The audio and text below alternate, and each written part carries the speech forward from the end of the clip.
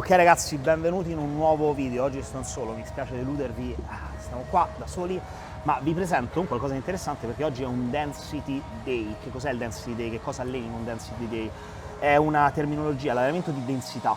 Densità intesa non come tipologia di allenamento, variabile di allenamento, ma densità nel senso che si mettono tanti distretti muscolari in una sola sessione. Cioè quando non è un back day, non è un push, però ci metto un po' di braccia, ci aggiungo questo, insomma quando non sapete bene o male che cosa state allenando, ma state allenando tanta roba, si chiama Density Day.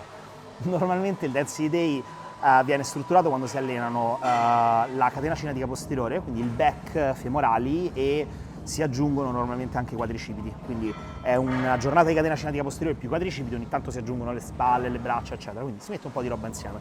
Nel mio caso è esattamente questo il caso, perché la split che sto seguendo adesso, la split che prevede petto e braccia il primo giorno, secondo giorno oggi Density Day, quindi sostanzialmente la schiena e le gambe, un giorno di riposo, un giorno di braccia stand alone da sole, un giorno di gambe e un giorno di spalle e braccia. Quindi come vedete le braccia le vado ad allenare 3 volte a settimana, le gambe le alleno 2 volte a settimana, che sono i distretti che nel mio caso sono un po' più carenti, e quindi si toglie frequenza al petto e alla schiena.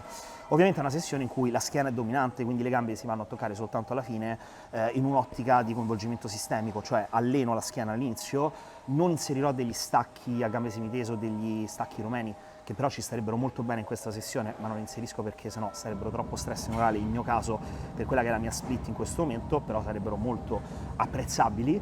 Quindi una sessione in cui inizierò con il back, poi inserirò un esercizio per i femorali, quindi continuerò sulla catena cinetica posteriore e andrò a coinvolgere in ultimo con un compound una pressa ai quadricipiti, quindi dopo aver preaffaticato i femorali vado ad utilizzare un compound in cui farò però soltanto un ramping, quindi come vedete sulle gambe poco volume.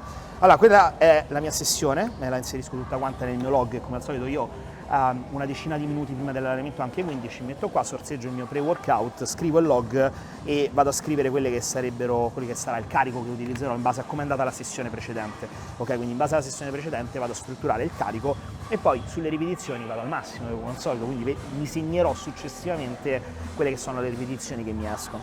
Quindi il primo esercizio sarà un pull down presa neutra con delle prime grip, quindi vado a iniziare subito con un lavoro di pull down per continuare sempre su un pull down, però passando da una presa neutra a una presa supina e unilaterale, quindi un coinvolgimento ancora più specifico su quella che è la lower division del gran dorsale. Andrò poi a passare a un low row, quindi a un rematore basso, il macchinario proprio del low row, in cui voglio concentrarmi su quelli che sono gli adduttori scapolari, quindi un po' più l'upper back. Il gran dorsale sarà preaffaticato, quindi lo sentirò comunque molto bene nel movimento, voglio comunque continuare a toccarlo, però ecco, l'upper back inizia a diventare il prime mover del movimento. E in questo caso farò un set che vedremo sarà una tecnica di intensità, un diminishing set, poi ve la faccio vedere perché è abbastanza gustosa. Passerò poi a un pull down della Vulcan, quindi di nuovo ritorniamo a targetizzare il gran dorsale, però questa volta andiamo a tenere più tensione e massimo allungamento, cosa che nei pull down normalmente non è permessa, e poi concluderò con uno Smith row, quello che voi sui social però mi piace chiamate l'M row, perché è una variante che io vado a utilizzare, in cui sostanzialmente si usano in tension, niente di particolare, però è carino perché l'M è una diminuzione di Lemmy, che sarebbe una diminuzione di Let Me. Quindi l'M row sarebbe il Lemmy row, cioè permettimi di fare il rematore, fammi fare il Lemmy row, let me row. Quindi è molto carina come cosa, per cui io vi assecondo, lo dico la verità. Però è una variante che vi vado a spiegare un po' più nel dettaglio perché è molto, sta venendo un po' fraintesa, diciamo, quindi ve la specifico nel dettaglio e vado a cercare di targetizzare in questo caso tutta la schiena, quindi dopo che vado a toccare le varie parti ricerco un momento in cui la schiena viene targetizzata in toto e c'è un cedimento quanto più completo possibile in cui vado a coinvolgere quindi anche tutti gli erettori spinali. Come vedete il focus è direzionato sul gran dorsale perché questa rotazione vuole un po' più di enfasi sul gran dorsale, l'altra rotazione un po' più di enfasi sull'upper back. Ciò detto, passerò a un leg curl, quindi vado a fare un leg curl per toccare i femorali, farò delle major reps, quindi sono 3 serie molto dense in questo caso, e poi passerò sulla leg press in cui farò un ramping a salire.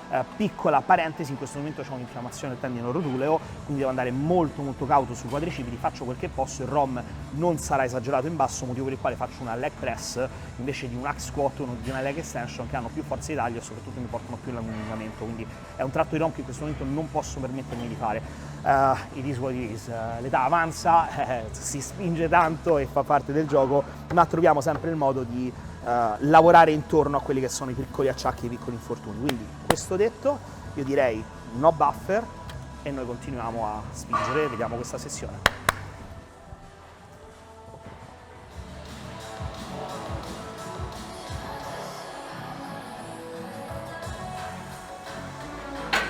La fase attualmente che sto affrontando del mio macro ciclo di lavoro è una fase a alto volume. Sostanzialmente quello che ho fatto è un primo mesociclo dedicato al progressive overload puro, in cui ho guadagnato forza, per cui straight set super semplici, e ho cercato semplicemente di incrementare le ripetizioni fatte su quel carico oppure i carichi fatti sulle ripetizioni. Quindi sostanzialmente un progressive overload semplice. Poche serie, si migliora di settimana in settimana.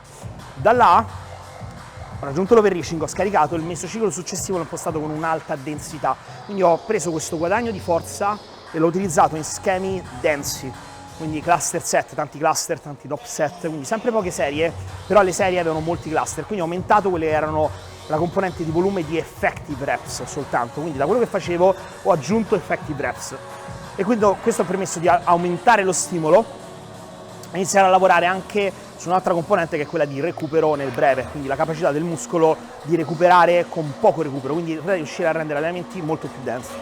Overreaching, e questo terzo blocco, questo terzo mesociclo, è come un'evoluzione della densità, cioè ho aumentato tanto la densità, ma di fatto per aumentarla così tanto ho aggiunto molte serie con recuperi incompleti, quindi tutte le serie che vedrete avranno dei recuperi incompleti, però sostanzialmente quello che voglio fare proprio per questo è aumentare la densità di lavoro e le effective reps totali, quindi questo miglioramento della capacità di recupero in breve termine su un cluster lo vado a riportare su un recupero però con più serie. Questo mi permette di essere quanto più efficace possibile nel prendermi anche quei 60-90 secondi di recupero, ma riuscire a mantenere la performance e quindi riuscire ad accumulare molto più lavoro in poco tempo. Per cui è guadagno di forza e poi questa forza della rigiochi in densità via via sempre più elevate.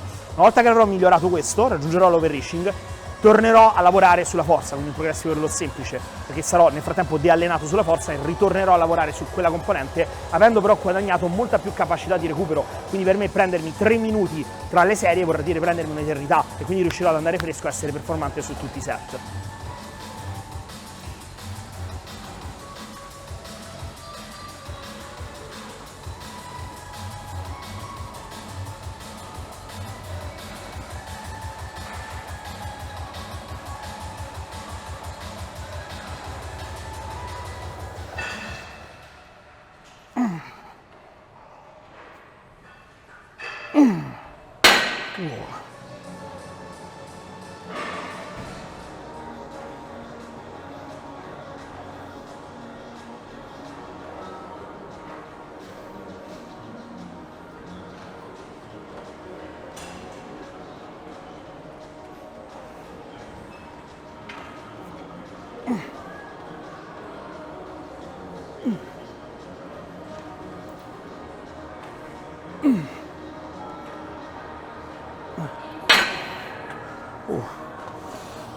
Allora sono 5 set, 12, 10, 8 con un aumento progressivo del carico di un minimo, poi da là scarico a un carico più leggero, faccio un cluster set da 5, quindi 5 più 5 più 5 fino a non riuscire a chiudere le 5, scarico ancora un altro cluster set da 5, 5 più 5 più 5 fino a non riuscire a chiudere 5. Qua il focus è sul movimento scapolare, cioè non voglio lavorare troppo sul gran dorsale, che ovviamente sarà coinvolto, ma lavorare soprattutto sugli intrarotatori scapolari, che mi portano a iniziare quella prima fase del movimento, perché quando sto sopra i 90 gradi di abduzione, per quello che è il ritmo scapolo-omerale, la scapola lavora di più, si muove di più il trapezio, quindi tutti quelli che sono gli intrarotatori scapolari generalmente saranno un po' più coinvolti degli adduttori dell'omero, quindi del gran dorsale, che però essendo più forte è logicamente più coinvolto, però voglio concentrare su questi stretti perché logicamente quando andrò poi a fare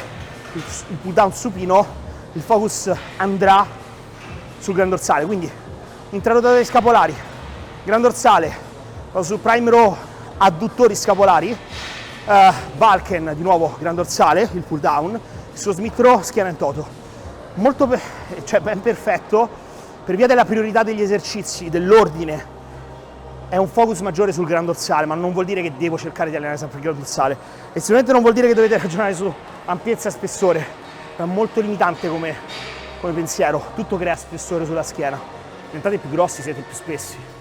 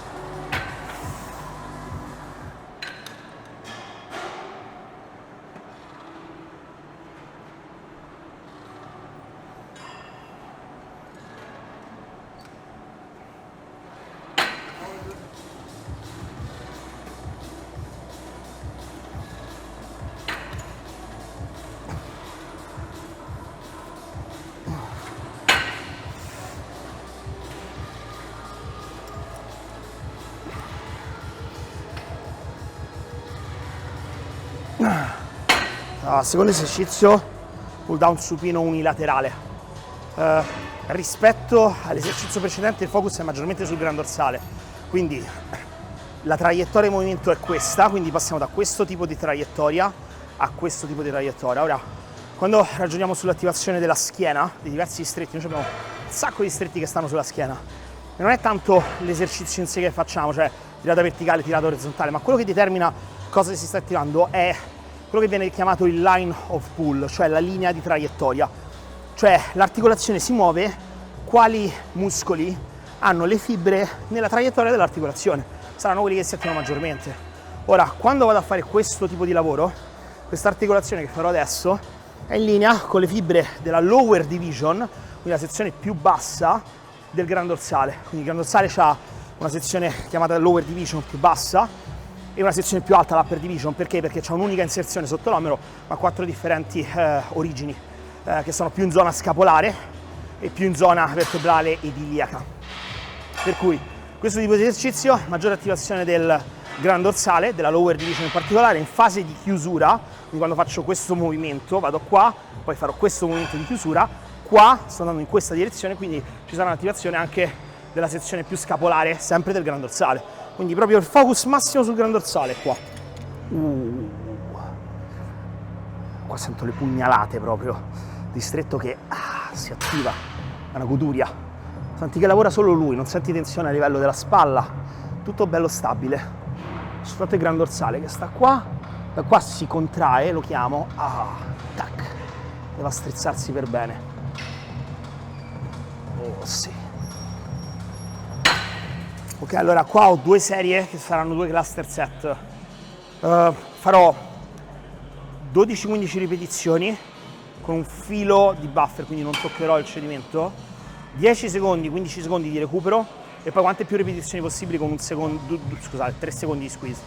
Quindi sostanzialmente qua l'idea è, le ripetizioni iniziali dinamiche servono a creare proprio pompaggio, quindi siamo passati là che il focus era sugli gli intrarotatori scapolari, adesso subito creo molto pompaggio sul gran dorsale. Una volta che ho creato questo pompaggio l'attivazione sarà massima, recupero un attimino e vado su ripetizioni che andranno a colpire, come se rompo lo scudo inizialmente e ho una linea diretta con la morte nera e vado a distruggere. Questa è più o meno la cosa, non so quanto vi piaccia questa analogia nerd, però quello è il discorso, cioè devo prima agganciarmi, attivarmi e poi sulle ripetizioni effettive, quelle che posso colpire, vado a colpire in questo caso in maniera specifica il gran dorsale. Cambia molto a livello percettivo. Come al solito le tecniche di intensità nella maggior parte dei casi non sono un faccio questo perché si è visto che stimola più ipertrofia per questo e questo meccanismo, no, lo faccio perché cazzo dopo lo sento meglio, cioè sento proprio che riesco a targetizzare, a concentrarmi meglio sul distretto, ad affaticarlo in maniera molto più specifica, e questo vuol dire che sto massimizzando lo stimolo e sicuramente diminuendo la fatica. che vuol dire che la tecnica non posso attuarla su tutti gli esercizi indistintamente, tutti i distretti muscolari, ma è una tecnica che si presta bene a questo esercizio in maniera specifica. Ma in un altro esercizio, per ricevere lo stesso stimolo, dovrò utilizzare una tecnica diversa. Quindi le tecniche di intensità servono a questo, a aumentare l'intensità intesa come capacità di stimolo del distretto muscolare, non a far casino e basta.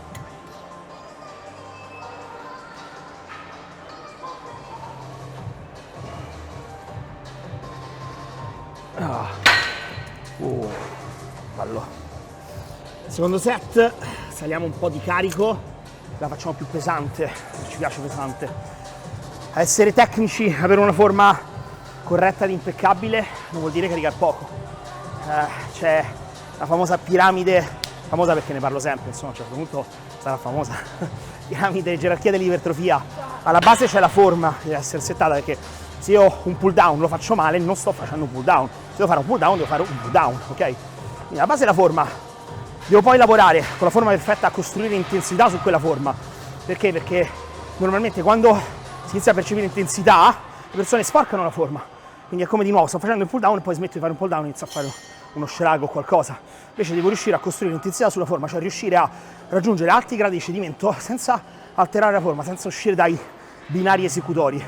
E poi, dopo che ho un'ottimale forma e una buona intensità, su questa base, quindi senza dimenticarla, devo costruirci gradualmente carichi. Quindi è sicuramente semplice fare questo quando ho carichi più bassi, ma devo arrivare a avere carichi elevati, però con una buona forma e un'intensità ottimale. Questa è la gerarchia dell'ipertrofia del bodybuilding. Bodybuilding in maniera spiccia, cioè proprio semplice, le basi che tutti dovrebbero seguire. Hai fatto questo e hai fatto veramente, veramente tanto.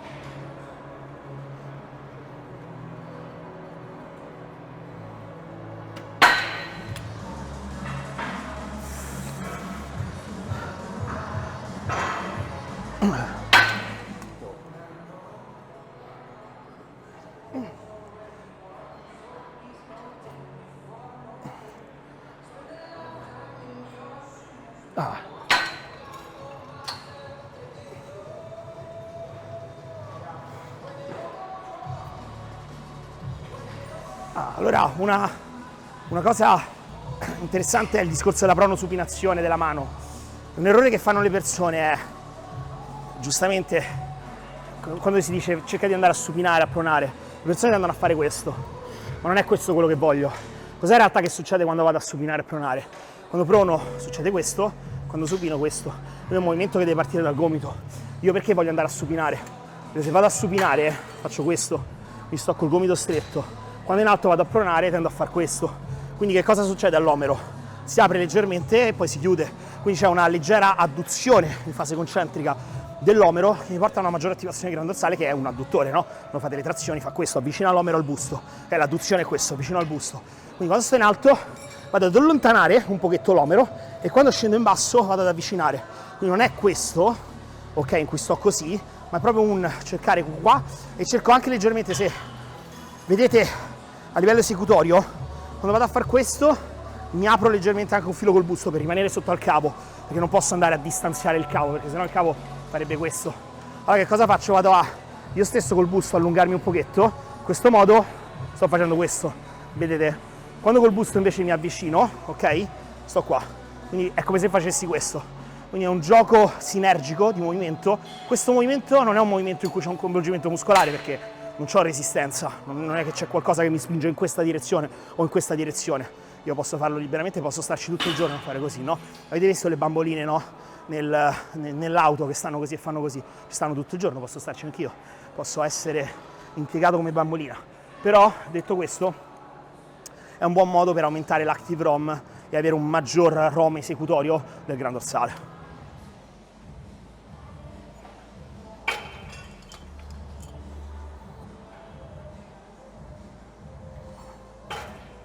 Ok, allora, prime row, qua come detto il focus è sugli adduttori scapolari, quindi vedrete che il primo movimento è un movimento sinergico logicamente, ma qui il prime mover è l'adduzione delle scapole, quindi le scapole che fanno questo, ok? Prime mover, e poi in conclusione il grano dorsale accompagna il movimento fino alla fine. Qua farò un unico set che sarà un diminishing set. Che cos'è il diminishing set? Io ho un target di ripetizioni, in questo caso sono 40, cioè devo accumulare 40 ripetizioni. Utilizzo più o meno quello che è un 12-15 RM iniziale, quindi il primo carico andrò a fare 12-15 ripetizioni e da là riposo un 10-20 secondi. Ora sostanzialmente ogni volta che riposo diminuisco un filo del carico perché mi voglio assicurare sempre di fare almeno 6-8 ripetizioni. Ovviamente se me ne escono molte posso anche non scendere di carico, il concetto è scendi in modo da mantenere sempre un minimo di 6-8 ripetizioni, quindi giudicate voi. Però sostanzialmente ogni volta che mi riposo scendo di carico e riparto, scendo di carico e riparto. Cosa mi permette questo? Andrò a toccare 5-6 carichi e ogni carico mi rappresenta per me uno stimolo differente, detto in maniera molto semplificata ma efficace e rappresentativa di quello che è. Cioè ogni carico rappresenta uno stimolo. Ora, invece di fare 5-6 serie su 5-6 stimoli differenti, io quello che vado a fare è, una volta che scendo faccio 6-8 ripetizioni, quindi sono soltanto le ultime ripetizioni di una serie, perché le prime ripetizioni, quelle in cui avrei accumulato fatica, prima di arrivare a queste ultime 6-8, sono in realtà ripetizioni che non ci sono perché la fatica l'ho accumulata e utilizzo il cluster precedente per fatica.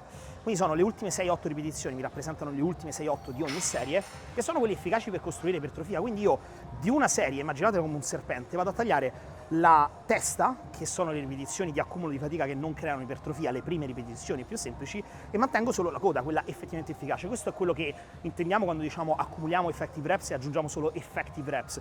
Le effective reps sono le ripetizioni efficaci per creare ipertrofia. Quindi in questo caso ottengo lo stesso stimolo che avrei con 5-6 serie, ma facendo soltanto un set, che logicamente sarà un set molto lungo, con tante ripetizioni totali, ma quasi tutte le ripetizioni che farò saranno effective reps. Quindi lavoro soltanto sulla componente di volume, che è quella che mi crea ipertrofia. Aumento lo stimolo, ma tengo bassa la fatica.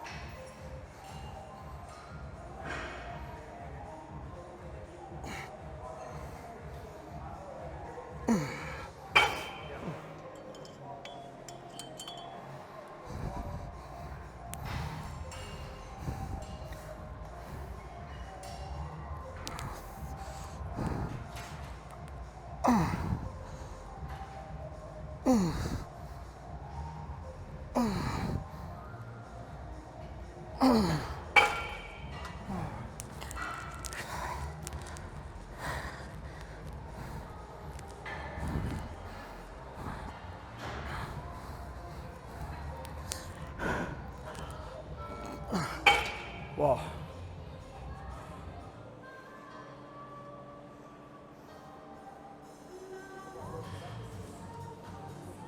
Poi il senso del pull down a braccia semitese, semitese, quello che vi pare, è questo punto qua. Vedete qua sto nella posizione in cui sto in un pull down normale, no?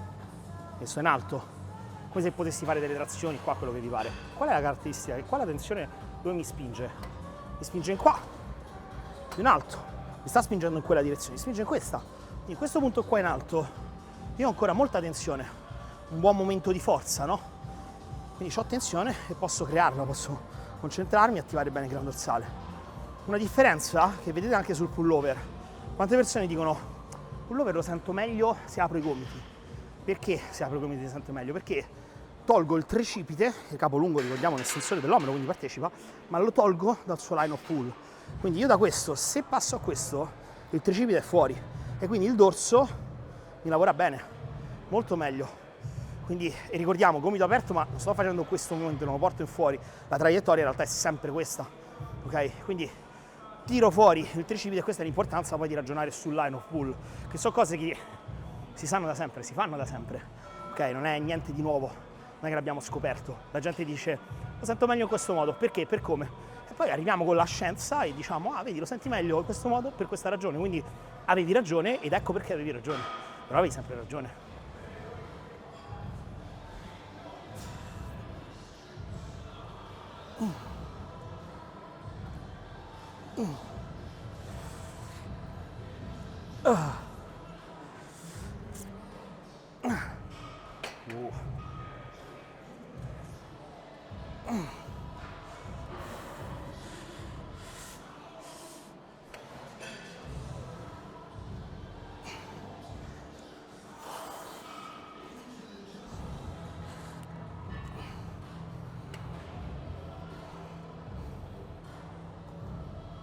Ah.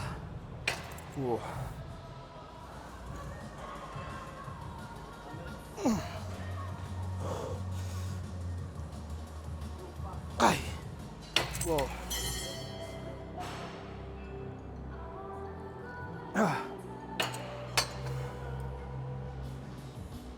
Dai. Ok.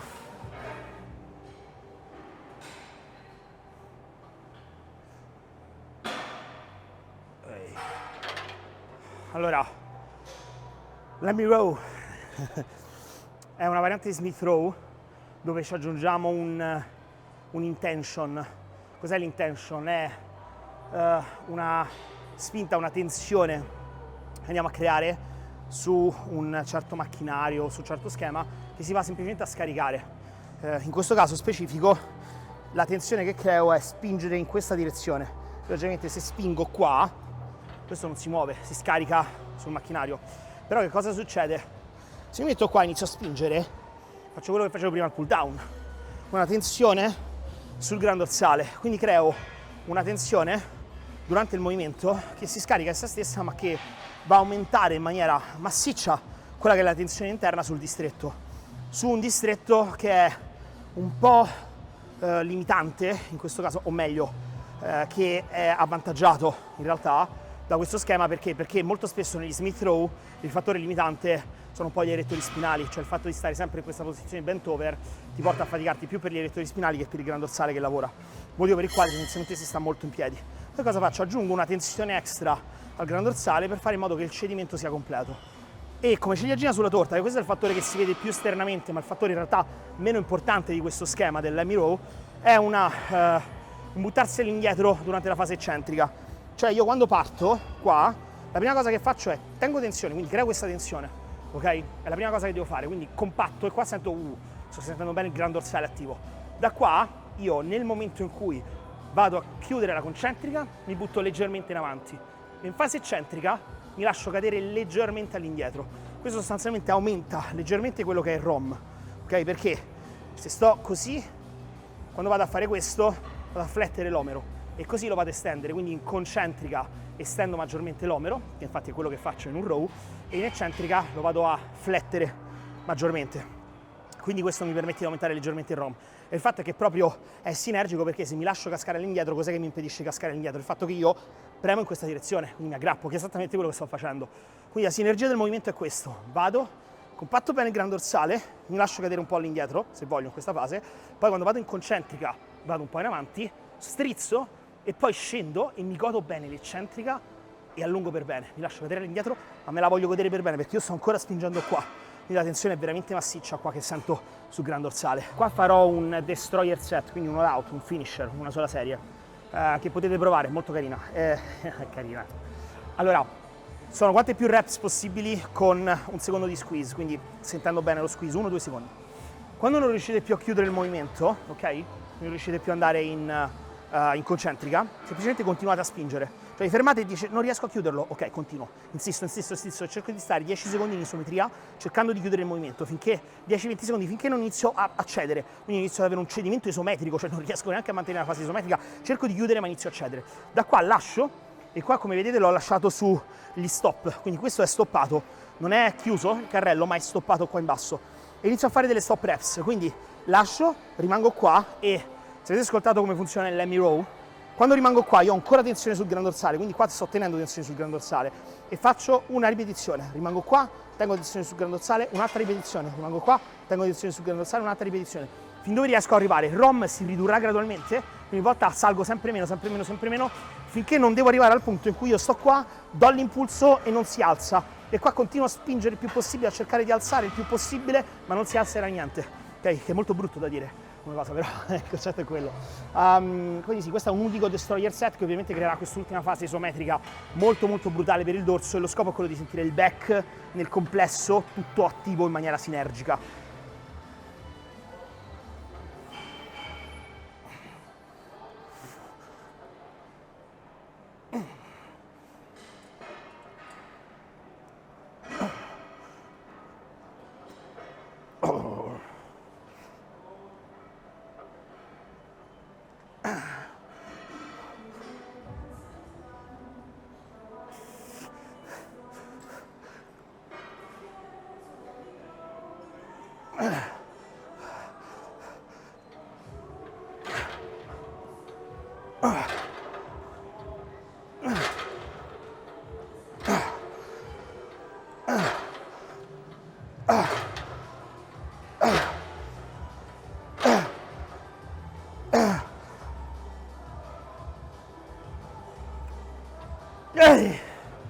Oh.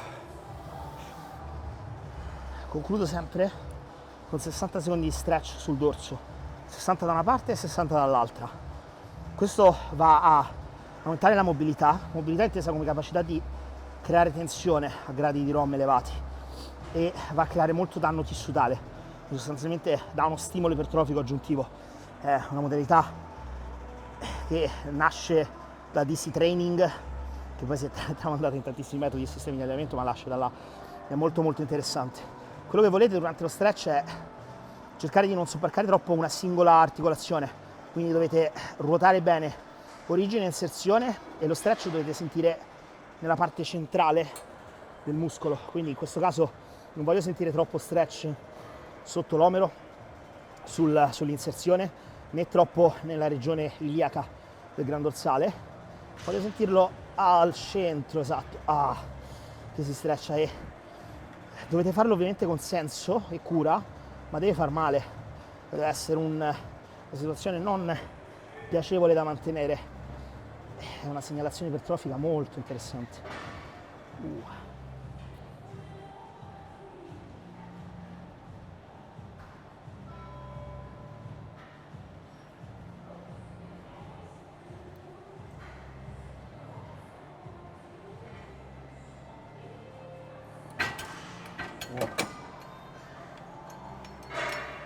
Saliamo, ci scaldiamo, carichiamo i femorali di sangue.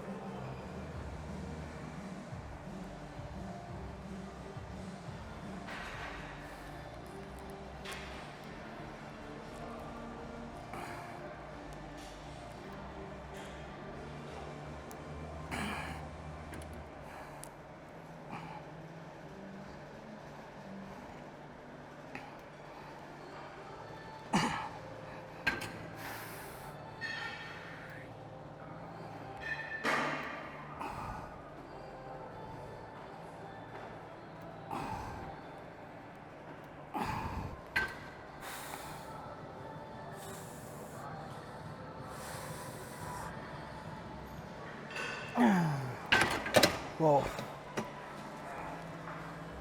Ok, qua sono 3 set di Myo reps con variazione. Le Myo reps sarebbero una serie iniziale attivatoria, un cluster iniziale attivatorio di 12 reps più o meno con filo di buffer, più 10 secondi di recupero, 5, 10 secondi di 5, 10 secondi di 5 reps, quindi 12, 5, 5, 5.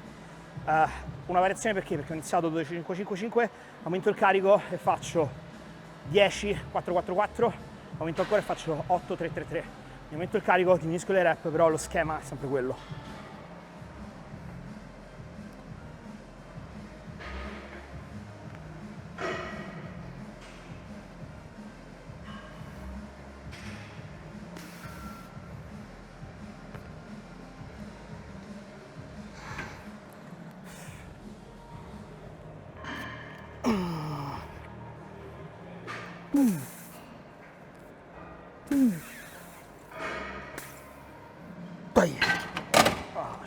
Allora, quando fate questo esercizio, come in molti altri casi, immaginate sempre che voi avete un fulcro di rotazione che deve corrispondere al ginocchio, poi sostanzialmente create una circonferenza. Ancora, fate in modo che la circonferenza sia quanto più ampia possibile, cioè cercate di rubare quanto più spazio.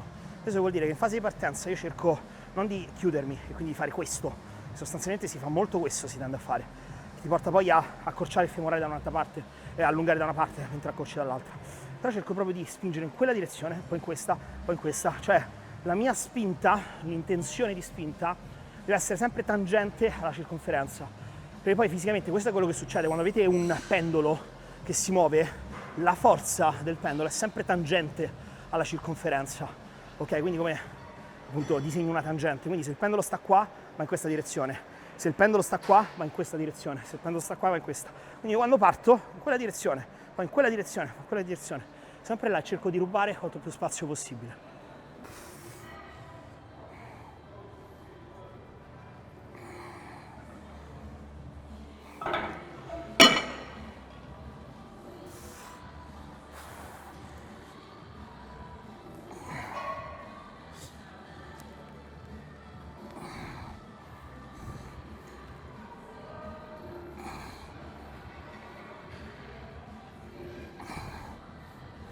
Qua il piano è fare un ramping sulle 10 rep, qualcosa del genere, però realmente è un qualcosa che inserisco giusto per buttare un po' di muscoli, di sangue, magari di muscoli, di sangue al quadricipite e dargli un altro piccolissimo stimulus point rispetto alla sessione del venerdì, dove ho ricominciato ad allenarlo decentemente.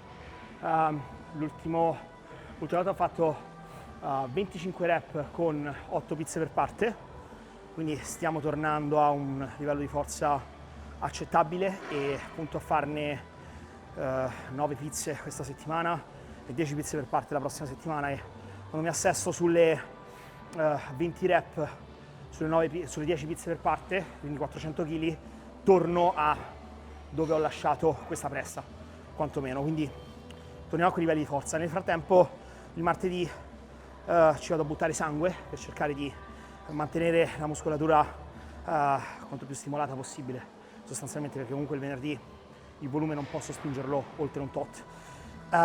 Per cui vado fin tanto che il ginocchio non mi dà fastidio. L'ultima volta sono riuscito a stare sulle 6-7 pizze per parte, quindi vediamo di stare là con un ramping e that's it. Niente di troppo affascinante, per la verità.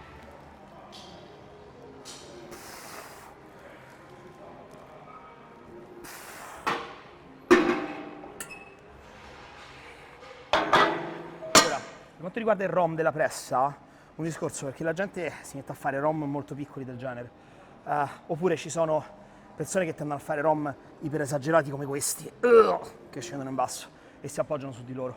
Deve essere un compromesso, quindi devo scendere fin tanto, scusate che è pesante, fin tanto che è un movimento dominante del quadricipite, quindi quando inizio ad andare troppo in basso e l'unico modo per scendere è andare in retroversione pelvica, che cosa succede? Che quando poi riparto, il primo movimento è un'antiversione pelvica e quindi vado a coinvolgere il lower back. Questo è il motivo per cui molte persone la pressa la soffrono sulla schiena, paradossalmente. Quindi stance leggermente un po' più alto, altezza spalle un po' più alto, un po' più ampio, una leggera extra rotazione del femore, quindi punte leggermente in fuori.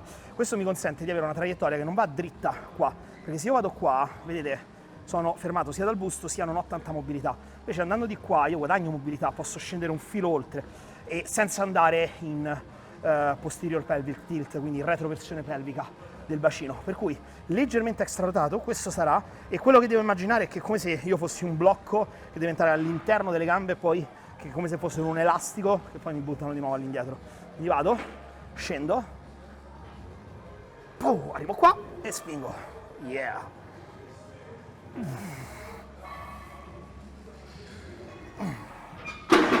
don't need to pay.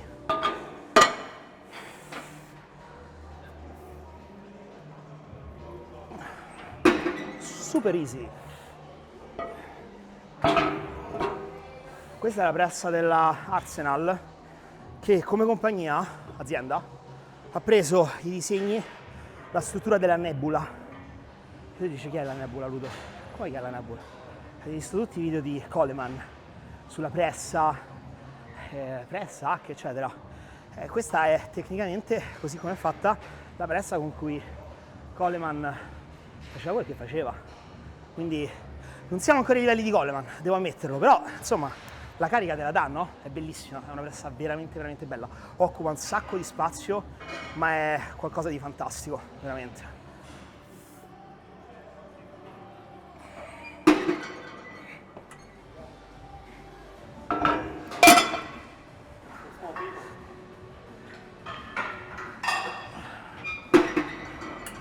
$4,80 è terribile, perché c'hai quella voglia del vabbè dai cacchio lo faccio, e poi le parole del fisioterapista che ti ha trattato che dice Ludo non caricare, quindi stai là tipo diavoletto angioletto.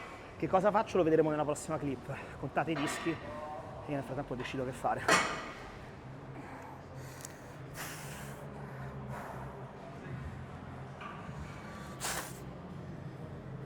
Oh, super easy! Dai! Ah! Ah! Ah!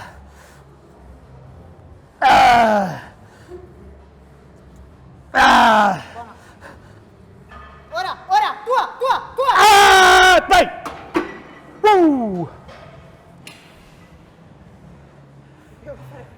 Questa stasera la sento. Ah. Questa è stata una brutta mossa, sappiatelo. È così che siamo fatti. Back off, 400 kg, scarico, ho 90 secondi di recupero, quindi faccio abbastanza veloce, scendo a 8 pizze per parte, quindi 3,20 e sparo tutto quello che ho. Come detto, abbastanza denso, mi prendo il recupero che dovrei per un back off. Se chiudo 15 reps sono contento, quindi andiamo qua.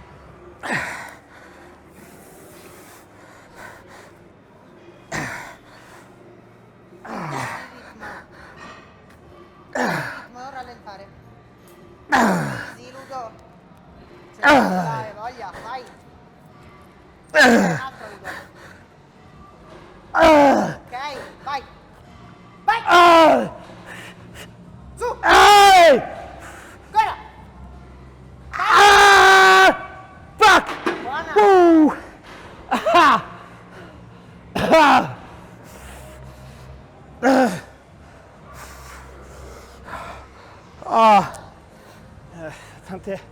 Tante persone dicono non puoi fare ogni allenamento come se fosse l'ultimo allenamento della tua vita. Io rispondo, tu non puoi, io posso, esattamente quello che faccio, esattamente il cazzo di motivo per cui lo faccio, per questo qua, perché per me è quell'istante che è il tutto, quell'istante dove sto con me, dentro di me, nel mio corpo, mi ascolto e l'unico punto è vedere dove riesco ad arrivare, superare il limite e fare qualcosa che quando sono entrato qua in sala non credevo sarebbe stato possibile, sembrava troppo. Quindi tutte queste persone che partono con non puoi, non posso, togli il non posso, inizia a pensare sul come posso, come faccio, come riesco a fare ogni allenamento in modo che sia l'ultimo della mia vita. C'hai un mondo di teorie, di concetti, di metodo, tutto quello che vediamo qua, tutto quello che c'è su questo canale, tutto quello che riguarda la programmazione dell'allenamento, tutto è fatto perché gli atleti vogliono fare ogni allenamento come se fosse l'ultimo allenamento della propria vita, non perché devono, perché vogliono, perché ne hanno bisogno, perché non ne possono fare a meno e allora devono trovare un cazzo di modo per riuscirci. La programmazione dell'allenamento è questo, è trovare un modo per appagare quella fame che l'atleta ha dentro, quel fuoco che ha dentro, che deve venire qua, sfogarsi e spegnersi ogni volta. E l'unico modo per farlo, l'unico, è programmare. Ma non dire che non puoi, perché tu non puoi, perché non hai quel fuoco, non hai questo bisogno. Perché se togli questo a un atleta, non è niente, muori dentro. Quindi ti assicuro che ogni atleta trova il modo, lo troverà sempre. Tu no, l'atleta sì.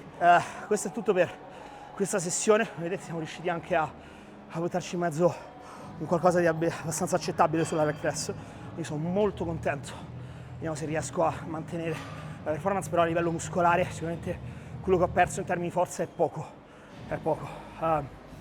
questo è tutto ragazzi, qualsiasi domanda qua sotto sarò ben lieto di rispondere, come al solito ringrazio Alex per il lavoro fantastico che fa dietro la camera e noi ci vediamo al prossimo video.